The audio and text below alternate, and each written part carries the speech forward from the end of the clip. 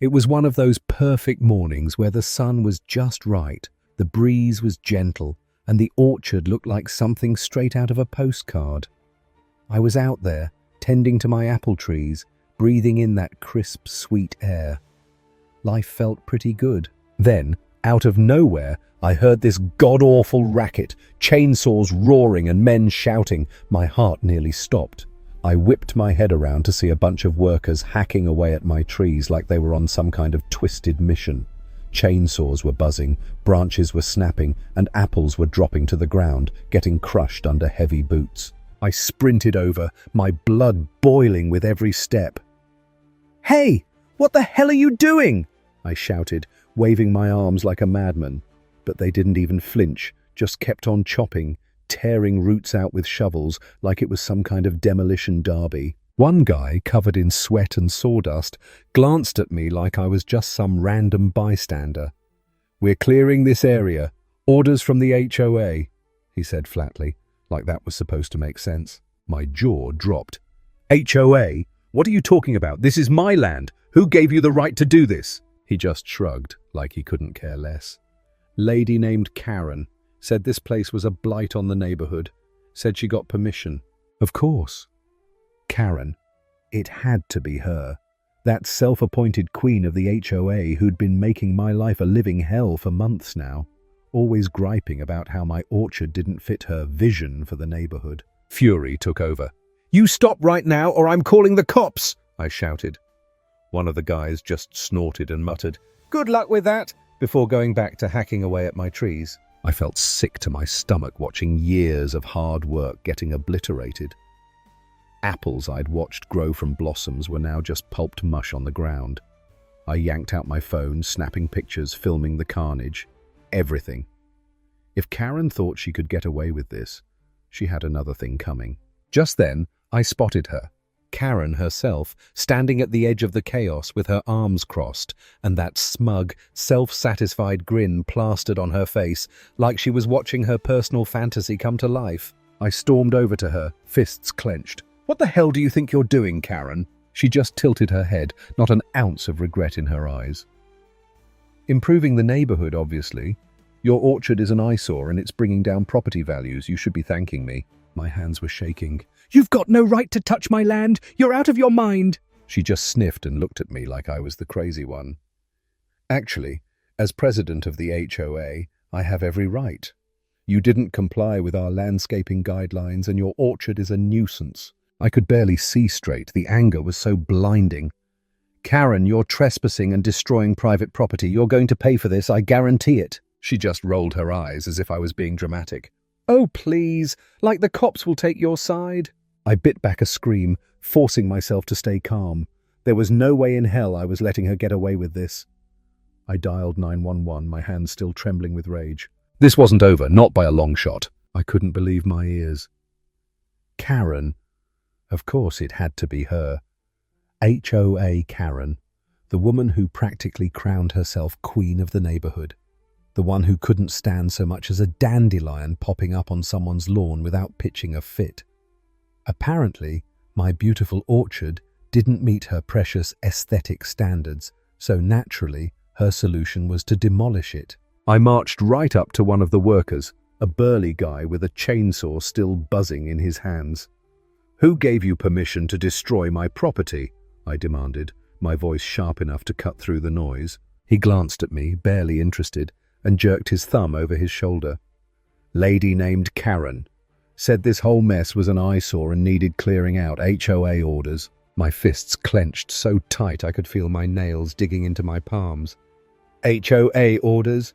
You can't just waltz onto my property and start tearing it apart. Did you even check the zoning or ownership?" He gave a half-hearted shrug, wiping sweat from his forehead. "She said it was all sorted. Just doing my job, lady." Sorted, my ass. Karen was notorious for bending, or flat-out breaking, the rules just to get her way. Last month, she slapped fines on 3 houses down the street for having mismatched flower pots. The month before that, she threatened to tow a car because it was too old and unsightly. And now she'd apparently graduated to outright property destruction. I spotted another worker dumping uprooted branches into a wood chipper and hurried over. "Hey, stop that! You're ruining my trees! Who hired you?" He barely glanced my way. "Look, lady, we're just following orders, paid in advance. HOA gave us the green light." Green light? Karen couldn't just give a green light to bulldoze my land. My blood boiled hotter with every word. It was clear she'd decided to take matters into her own hands since my orchard didn't fit her picture-perfect idea of suburbia. One of the workers muttered something to another, clearly getting uncomfortable with my shouting. Good. Maybe they'd think twice before taking orders from a woman like Karen without actually looking into whether she had any legal ground. Spoiler alert, she didn't. Just then, Karen herself strutted up, practically glowing with self-righteous satisfaction. "Oh, are you upset?" she sneered. "Maybe you should have thought of that before turning this neighborhood into a farmland. We have standards, you know." My jaw clenched so hard I thought my teeth might crack. "Karen, you don't get to make those decisions. This is private property, and you just hired people to commit trespassing and destruction." She waved me off like I was a buzzing gnat. "You brought this on yourself. The HOA gave me the authority to maintain the neighborhood's appearance. And frankly, your little orchard has been an eyesore for far too long. You should be thanking me." "Thanking you?" I nearly laughed. "You've got no legal right to destroy my land. You're about to be in a world of trouble, Karen." She just scoffed, clearly not taking me seriously. "Oh, please, who's going to listen to you? You're just some farmer playing house. Nobody cares about your precious trees." I bit back a retort, forcing myself to focus. This was bigger than just a petty power move. Karen had crossed a line, and she needed to face the consequences. I started dialing the cops, ignoring her scoffs and muttered insults. She had no idea what kind of mess she'd just unleashed on herself. Fueled by pure adrenaline and the kind of rage that only comes from watching your hard work get ripped to shreds, I stormed up Karen's driveway. She was out front, of course. No way she'd miss a chance to gloat. Arms crossed, nose in the air, looking like she just single-handedly saved the neighborhood from a horticultural apocalypse. "Karen!" I snapped, stopping just short of invading her personal space, as tempting as that was. "What the hell do you think you're doing, ordering people to destroy my orchard?" She barely flinched, giving me that fake, condescending smile that made my blood boil. "Oh, finally decided to show your face, huh?" she drawled, like she hadn't just committed property destruction. "I'm cleaning up your mess. Those trees were an eyesore. Honestly, you should be grateful I'm making the neighborhood look better." I took a deep breath, trying to keep my hands from shaking. "Grateful? You destroyed years of work. Did you even think to ask for permission or get some kind of permit? You can't just decide to tear down private property because you don't like how it looks." Karen waved her hand dismissively like I was a toddler throwing a tantrum. "I'm the HOA president," she said with that smug superiority dripping off every word. "I decide what's best for this community. Those ugly trees were devaluing our property. I had every right to fix the problem." I couldn't help but laugh. A sharp, bitter sound that probably made me look a little unhinged. "You had every right?" I repeated incredulously. "Karen, the HOA doesn't have jurisdiction over my land. You're delusional if you think your little title gives you power to just bulldoze whatever you don't like." She didn't even blink, just tilted her head and gave me that disgustingly confident look. "This is my neighborhood," she insisted. "I keep it orderly, I keep it respectable. Your farm was ruining the aesthetics, and I finally did what needed to be done." "Orderly?" I shot back, struggling not to shout. "You can't go around destroying private property just because it doesn't fit your standards. You've crossed the line, Karen. This is criminal." Her face twisted in annoyance like I was being unreasonable. "Criminal? Don't be so dramatic. You've been asked plenty of times to clean up that mess. Everyone agrees with me. They just don't have the guts to say it to your face." "Plenty of times?" I echoed. "You mean when you whined about the color of my barn or complained that my chickens were too noisy? Face it, Karen, this is just you being petty because you can't stand not being in control." That hit a nerve. Her smug expression faltered for just a second before she straightened up, forcing herself back into that queen bee stance. "I am in control," she hissed. "The HOA put me in charge for a reason. If you can't keep your property up to standard, it's my duty to handle it. I couldn't help but shake my head, caught between rage and disbelief. You're going to regret this, Karen. You've just committed property destruction and trespassing, not to mention that half the neighborhood saw you give those guys the go-ahead. You think you're invincible, but the law's not on your side. She just scoffed, waving me off like I was wasting her time. Go ahead, she sneered. Call whoever you want. No one's going to side with some farmer over the HOA president. You're just being dramatic. I stared at her for a second, trying to process how one person could be so entitled and so completely out of touch with reality. She really believed she was untouchable, that the title of HOA president made her queen of the universe. Fine. If she wanted to see how the real world worked, I'd be more than happy to show her. I pulled out my phone, dialing the non-emergency police line with a calm I didn't really feel. Karen just stood there, clearly thinking I was bluffing. She had no idea what kind of storm she'd just unleashed. I didn't waste a second. With Karen still standing there, looking smug as ever, I pulled out my phone and dialed the police. She actually laughed, this high-pitched, condescending chuckle like I'd just told her I was calling the Easter Bunny. "Oh, please," she scoffed, rolling her eyes. "You really think the cops are going to side with you? I'm the HOA president.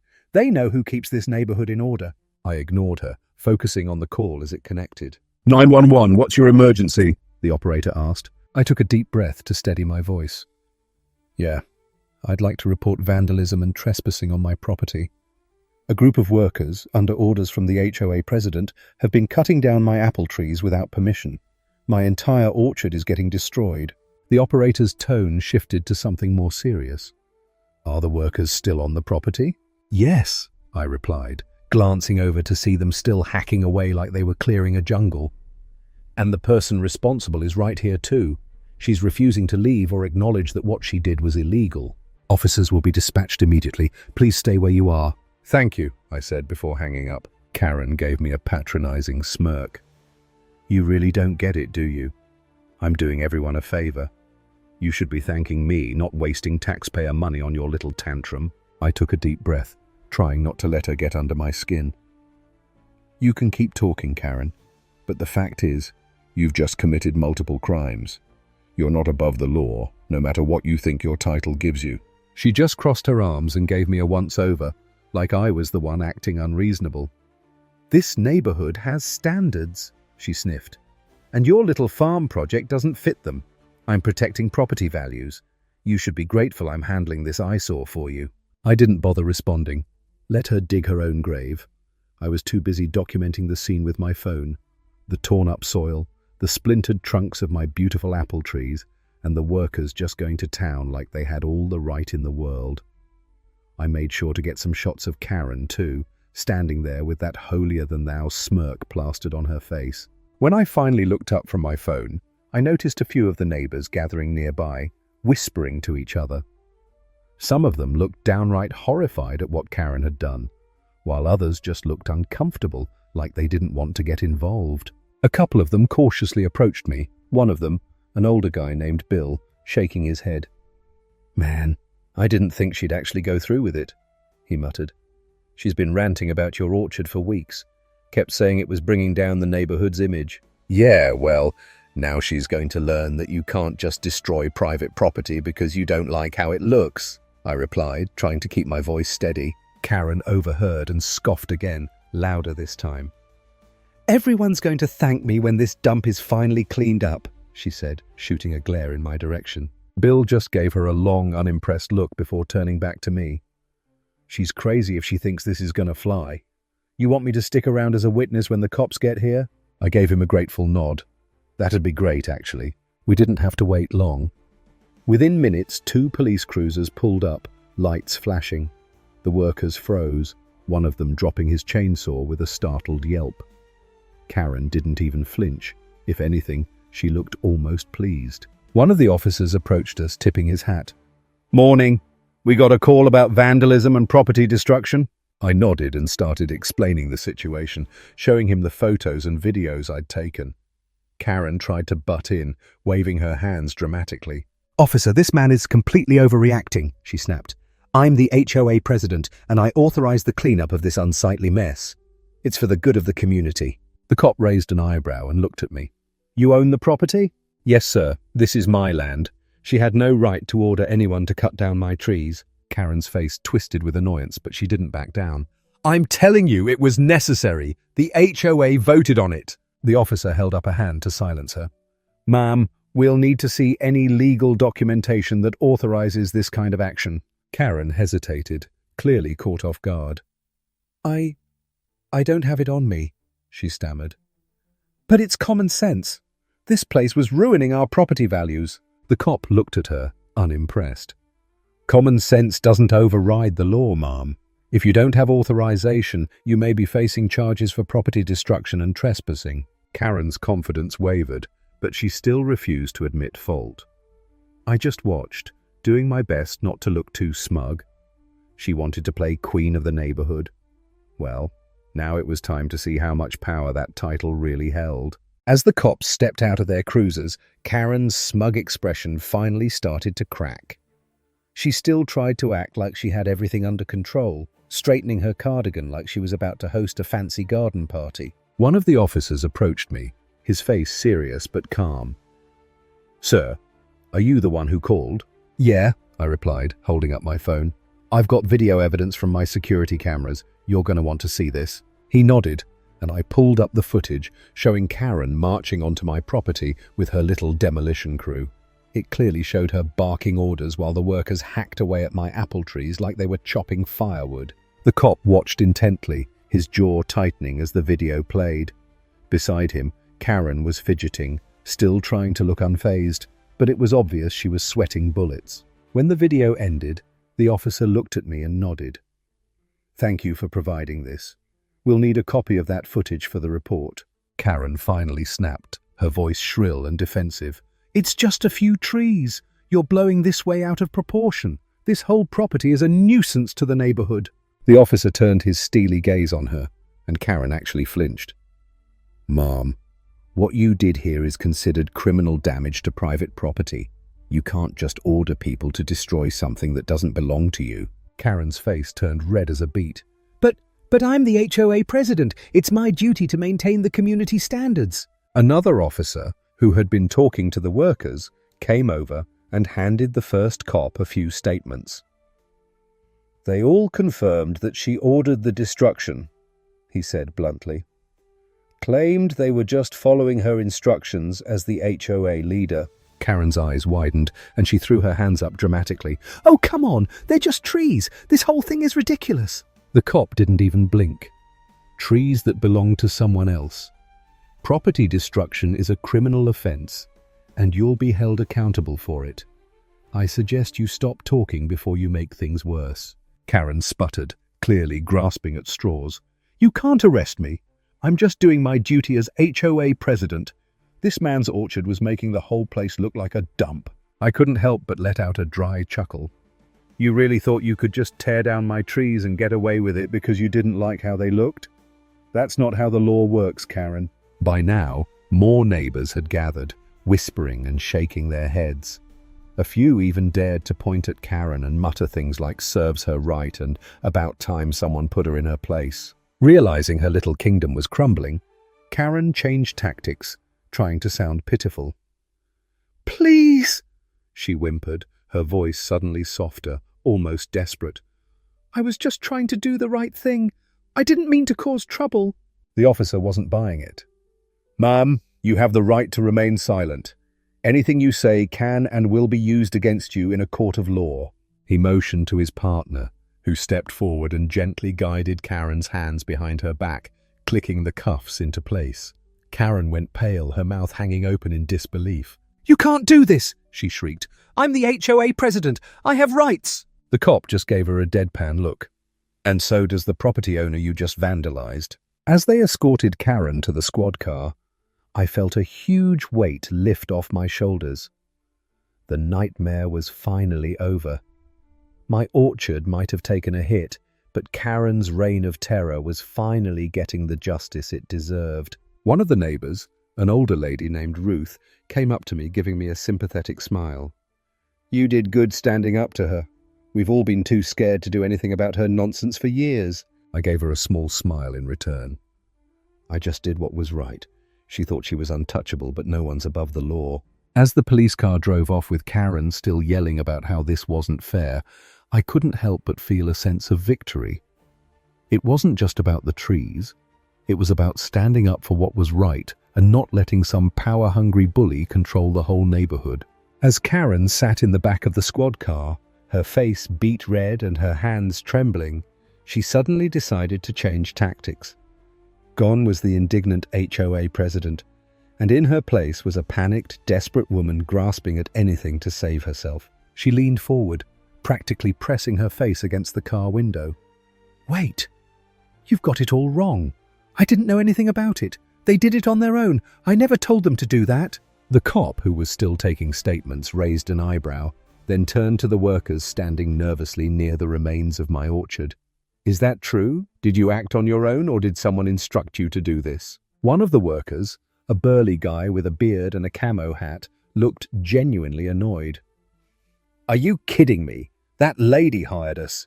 Came to the contractor's office herself, demanding we get rid of the eyesore in the neighborhood, paid up front and everything." Another worker chimed in, shaking his head. "She was out here this morning yelling at us to hurry up, told us those trees were a public nuisance and that she was authorized by the HOA to have them removed." The officer nodded, jotting down notes while Karen's eyes grew even wider. She pounded on the inside of the car door, her voice shrill and desperate. "They're lying! They're trying to frame me! They must have gotten the address wrong or something!" One of the cops walked up to the car and gave her a look that was both stern and exhausted, like he'd heard this song and dance 1,000 times before. "Ma'am, calm down. We have multiple statements and clear video evidence of you instructing the workers to destroy the property." Karen's mouth opened and closed like a fish out of water, struggling to find a way out of the mess she'd made. She tried one last attempt at playing the victim. "They must have misunderstood me. I just asked them to tidy up the area. I never meant for them to destroy anything." The first cop just sighed, clearly fed up. "Ma'am, instructing workers to get rid of those ugly trees and waving around your supposed HOA authority doesn't sound like tidying up. You ordered them to destroy private property, and that's what they did." Meanwhile, the workers were talking among themselves, clearly irritated at how Karen was trying to throw them under the bus. One of them even looked over and muttered to me, "Man, we just wanted to make a quick buck. Didn't know she was pulling this kind of stunt. Sorry about your trees." I gave him a tight-lipped nod, my anger still simmering but not directed at them anymore. They were just caught up in Karen's delusion of power. One of the officers wrapped up his notes and walked back over to me. "We'll file the report and gather any more evidence you have. It's pretty clear what happened here, and Karen's not going to be able to weasel her way out of it." Karen, realizing her pathetic attempts at blame-shifting weren't working, slumped back against the seat, finally quiet for once. The officers continued collecting information from witnesses, who were more than happy to recount Karen's years of bullying and self-proclaimed dictatorship over the neighborhood. As they wrapped up the statements and prepared to drive Karen to the station, I couldn't help but feel a wave of relief wash over me. It wasn't just about my trees anymore. It was about putting an end to her reign of terror. The neighborhood deserved better than her iron grip on everything she deemed unattractive or unacceptable. One of the officers gave me a small nod before heading back to his car. "We'll make sure she's held accountable, sir. Don't worry about that." I gave a slight smile, knowing justice was finally on the horizon. Karen's web of lies and manipulation was unraveling right in front of her eyes, and there wasn't a single thing she could do to stop it. As Karen sat sulking in the back of the squad car, it was clear that reality had finally hit her like a freight train. No amount of HOA authority or self-importance could save her now. The officers wasted no time collecting statements from witnesses and gathering additional evidence from the surrounding neighbors, most of whom were more than willing to expose Karen's endless reign of terror. When one of the officers approached her, clipboard in hand, he didn't bother to sugarcoat his words. "Ma'am, You need to explain why you trespassed onto private property and hired workers to destroy it. Do you have any legal documentation authorizing your actions? Karen huffed, tossing her head back with that same self-righteous attitude that got her into this mess in the first place. I'm the HOA president. It's my job to keep this neighborhood looking respectable. Those trees were an eyesore and... The cop cut her off with a firm tone. Being HOA president doesn't grant you the right to vandalize someone else's private property, nor does it give you permission to bypass the law. Karen opened her mouth to argue, but the officer raised a hand to silence her. You also need to explain why you hired these workers under false pretenses. They've already stated that you claimed full authority and ordered them to cut down the trees. Karen's confidence faltered, her eyes darting around as if searching for someone to back her up. When she found no support among the gathered neighbors, she gritted her teeth and spat out, "I was just trying to make the place look better. Those ugly trees were ruining property values." The officer didn't buy it for a second. You didn't have a permit, you didn't follow legal procedures, and you intentionally damaged private property. Those aren't decisions you get to make just because you're part of the HOA. She tried to deflect the blame once again. "It's not my fault. The workers should have known better. They're the ones who actually did the cutting." But the workers, now completely fed up with being thrown under the bus, stood their ground. One of them stepped forward and pointed directly at Karen. "She's lying. She stood right there giving us orders the entire time, even yelled at us to move faster." Another worker nodded in agreement. "Yeah, and she said if we didn't do it exactly as she wanted, she'd make sure we never got hired in this area again." With that final nail in the coffin, Karen's shoulders slumped and her face went pale. The cop didn't even bother to hide his annoyance anymore. "All right, Ma'am. You're under arrest for trespassing, vandalism, and criminal damage to private property." He pulled out a pair of handcuffs and snapped them onto Karen's wrists while reading her rights. For once, she didn't say a word. Maybe it was finally sinking in that her little power trip had crashed and burned. As the other officers took statements from the workers, I couldn't help but feel a wave of satisfaction wash over me. It wasn't just about my ruined orchard anymore. It was about putting an end to Karen's toxic influence once and for all. Before the squad car pulled away, Karen looked back at me, eyes filled with a strange mixture of hatred and desperation.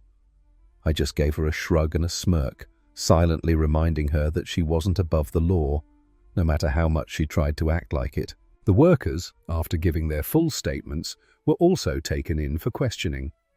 The police assured me that since they were simply following orders and had no malicious intent, they'd likely just face fines and some paperwork. Karen, on the other hand, was in deep trouble. As the chaos finally settled and the cars drove off, neighbors gathered around me, some still in shock, others shaking their heads with satisfaction. One of them, an older man who'd lived in the neighborhood for decades, clapped me on the shoulder. "About damn time someone put that witch in her place. She's been terrorizing folks here for years." I gave him a nod and looked over at the wreckage of my orchard, feeling the anger finally starting to fade. It would take time to restore what Karen had destroyed, but knowing she was finally facing the consequences of her actions made it all a little easier to bear. Justice had been served, and for the first time in ages, it felt like the neighborhood could finally breathe again. The courtroom was packed on the day of Karen's trial, and the tension was thick enough to cut with a knife. I sat in the front row, determined to see this through. Karen shuffled in with her lawyer, looking more disheveled and stressed than I'd ever seen her. Gone was the usual smug confidence, replaced by a pale, anxious expression. Guess it's not so easy to be queen of the neighborhood when you're facing real consequences. The judge, a stern-looking woman with glasses perched on the edge of her nose, glanced over the file before addressing the court. "Ms. Karen Thompson, you stand charged with vandalism, trespassing, and illegally hiring workers to commit property damage. How do you plead?" Karen's lawyer nudged her, and she mumbled, "Not guilty, Your Honor." The judge didn't look impressed. "Very well, let's proceed." The prosecution wasted no time laying out the evidence. They presented the security camera footage that clearly showed Karen directing the workers to cut down my trees. The audio was crisp enough to hear her barking orders to hurry up and get rid of this mess. The prosecutor pointed out that Karen had no permits, no authorization, and blatantly ignored property rights. Next came witness testimonies. The workers testified under oath that Karen had hired them personally, claiming that she had full authority as the HOA president to order the removal of unsightly trees. One of them even admitted that they'd been uneasy about it, but Karen had threatened to report them to the city for operating without proper licenses if they didn't comply. When it was my turn, I recounted the chaos of that morning, how I'd found my beloved orchard reduced to stumps and debris. I told the court how Karen had openly admitted to giving the orders, flaunting her HOA title as if it made her untouchable. The judge listened carefully, her expression growing more rigid with every word. Karen's lawyer tried to paint it as a misunderstanding, that Karen was just trying to beautify the neighborhood and didn't realize the legal implications, but the judge wasn't buying it. After what felt like an eternity, the judge finally spoke. "Ms. Thompson, being an HOA president does not grant you immunity from the law. Your reckless and self-serving actions caused significant financial and emotional damage to the property owner, not to mention violating several legal statutes." Karen's lawyer tried to jump in with some nonsense about community standards, but the judge shut him down with a glare. "The community's aesthetic preferences do not supersede individual property rights." Then came the sentencing. Karen was ordered to pay for all the damages, including the cost of replanting and restoring the orchard, as well as any additional legal fees. The fine was steep, more than enough to make her eyes water. On top of that, she was slapped with a lengthy probation period and mandatory community service. The cherry on top? The judge explicitly banned her from holding any HOA leadership position ever again. As the gavel banged down, sealing her fate, Karen looked like she might collapse right there in the courtroom. I couldn't help but feel a wave of satisfaction wash over me. Justice had been served, and Karen's iron grip on the neighborhood was finally broken. As we filed out of the courtroom, some of the neighbors approached me, shaking my hand and offering congratulations. One woman, who had kept her distance during the whole ordeal, finally admitted, "Honestly, we were all terrified of her. No one thought she'd ever get what she deserved." I gave a small smile, feeling the weight of stress finally lifting from my shoulders. Guess she learned the hard way that power trips don't pay off. With Karen out of the picture, it felt like the neighborhood could finally breathe easy. I knew it would take time to fully recover from the damage, but at least the nightmare was over. As I left the courthouse, I couldn't help but think how poetic it was that Karen, the self-proclaimed queen of order and aesthetics, would now be the one cleaning up the community, one piece of trash at a time. After Karen's sentencing, the neighborhood was buzzing with a sense of liberation. People who had been too afraid to speak up before were now openly sharing stories of how Karen had terrorized them for years. She'd fined one family for having unapproved garden gnomes and threatened another for putting up festive lights during the holidays.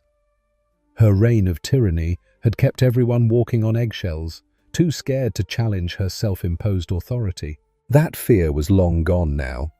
With Karen stripped of her HOA title and facing serious consequences, the community was ready to reclaim their sense of unity. Someone suggested holding an emergency HOA meeting to discuss how to move forward. The idea caught fire immediately, and within a week, nearly every household showed up at the community center. It was the most crowded HOA meeting I'd ever seen. People who had avoided these gatherings for years finally felt safe enough to attend. There was a palpable energy in the room, part relief, part excitement. The HOA board members, who had mostly been puppets under Karen's rule, sat sheepishly at the front, unsure of how to proceed without her barking orders. One brave soul, Mr. Miller from down the street, took the floor first. "It's high time we take back our community," he announced, his voice strong and unwavering. "We've let one person dictate how we live for too long. This isn't just about trees or garden gnomes.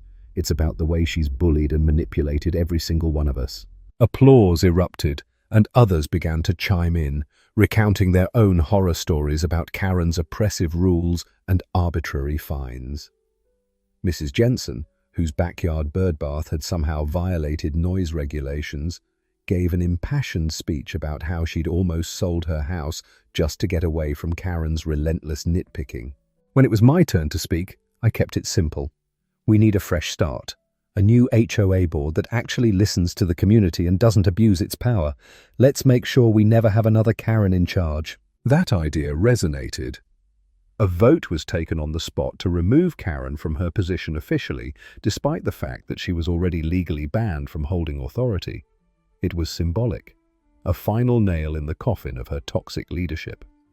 The motion passed unanimously. Next came nominations for new board members. This time, instead of choosing people who just wanted control, we picked those who genuinely cared about the well-being of the community. It felt like a collective sigh of relief when the new president, a kind and level-headed woman named Gloria, promised to rebuild trust and make decisions openly and fairly. As the meeting wrapped up, someone pointed out that Karen's house had been put up for sale. Apparently, she'd packed up and left in the middle of the night, too humiliated to face the backlash. Nobody shed a tear over her departure, not even a little bit. Over the next few weeks, the neighborhood felt lighter and more cheerful. People greeted each other on the sidewalks, chatted in their yards, and even organized a small block party to celebrate the end of Karen's dictatorship. My orchard, though still in recovery, was already showing signs of new growth, and neighbors stopped by to help replant some of the damaged trees. One evening, as I was pruning some branches, Gloria came by with a plate of cookies. "Just wanted to thank you for standing up to her," she said with a warm smile. I shrugged and smiled back. It was about time someone did. The sun was setting behind the hills, painting the sky in shades of orange and pink. I couldn't help but feel grateful that despite the damage Karen had caused, we'd come out stronger as a community. With her toxic influence gone, it was finally peaceful again. The kind of peace that no HOA regulation could ever enforce. In the weeks that followed, the community came together like never before. People who had barely spoken to each other in years were now working side by side, digging, planting, and watering the new saplings. Kids ran around laughing, dragging small wagons filled with soil, while the adults carefully positioned each young tree in the soft earth. The sense of unity was palpable. It wasn't just about the trees. It was about reclaiming our neighborhood from fear and intimidation. After all the chaos Karen had caused, rebuilding the orchard felt like reclaiming our freedom. One morning, I was out by the fence, guiding some younger kids on how to plant sunflowers along the edge of the garden. Mr. Miller, who'd become somewhat of a neighborhood hero after standing up at the meeting, walked over with a bucket of compost. He gave me a warm smile and handed me a pair of gardening gloves. "You know," he said, wiping the sweat from his brow, "I always thought those trees made this place feel like home. I can't believe she tried to destroy that." I nodded, glancing over the newly planted rows. She thought she could take away what made this place special, but I guess she underestimated how much this community cared. We both looked up as Gloria, the new HOA president, approached with a clipboard and a grin. "I just wanted to stop by and see how the restoration's going. You've really inspired everyone, you know. This place already looks beautiful again." I smiled back. "It's not just me. Everyone's pitching in. It's like the orchard's become more than just a garden now. It's a reminder that we don't have to bow down to bullies." Gloria nodded thoughtfully. "Sometimes justice doesn't just come from the law. It comes from people standing together and saying enough is enough." By the end of the week, the last of the new trees were planted. The whole neighborhood gathered for a small ceremony, celebrating not only the orchard's revival, but also the resilience of the community itself. Someone brought homemade lemonade, and another family set up a barbecue grill, filling the air with the smell of freshly cooked food. As the sun dipped below the horizon, I took a quiet moment to walk through the orchard, my fingertips brushing against the leaves of the new saplings. Despite everything Karen had done, despite the damage and chaos, we'd managed to rebuild, stronger and more connected than before. My son ran up to me, his cheeks flushed from playing with the other kids. He held out a small hand-painted sign that read, "Our Orchard of Hope." I knelt down and took the sign from him, my heart swelling with pride. "It's perfect," I said, and we staked it firmly into the ground at the entrance to the garden. Looking around at my neighbors, chatting and laughing together, I felt a deep sense of peace. Sometimes, the real victory isn't just in seeing justice served, but in proving that no one can take away your spirit or your sense of community.